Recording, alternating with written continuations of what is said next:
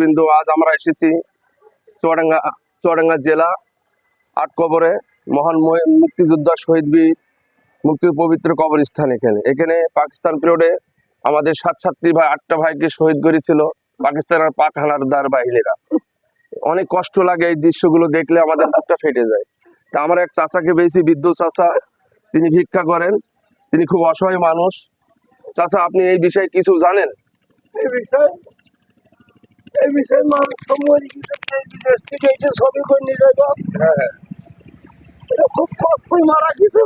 জি জি, চাচার খুব কষ্ট। চাচা আমার খুব কষ্ট।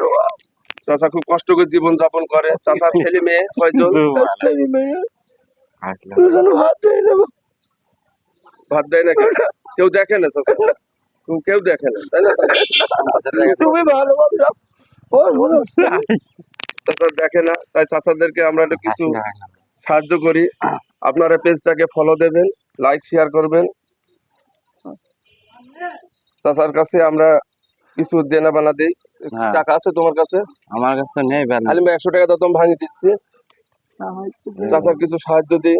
চাচা দোয়া করবেন আমাদের পেজটা চালু হয়ে যায়, সবাই শেয়ার করবেন। দর্শক লাইক কমেন্ট শেয়ার করে দিন, লাইক এবং কমেন্ট শেয়ার করবেন। আমাদের চ্যানেলের নাম জনতার লাইফ, আপনারা অবশ্যই সাহায্য করবেন। লাইক কমেন্ট দিন, লাইক এবং কমেন্ট শেয়ার করবেন। ওই লোকের বললা চাচা দোয়া করবেন, ঠিক আছে?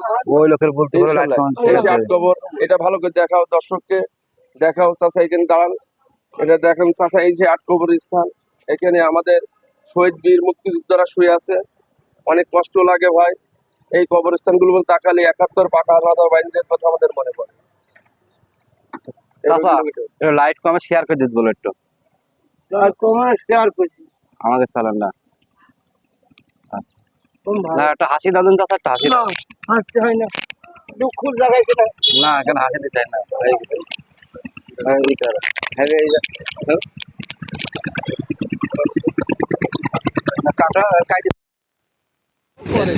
হ্যাঁ, আগে ভিডিও তো একদম চালানো মাথা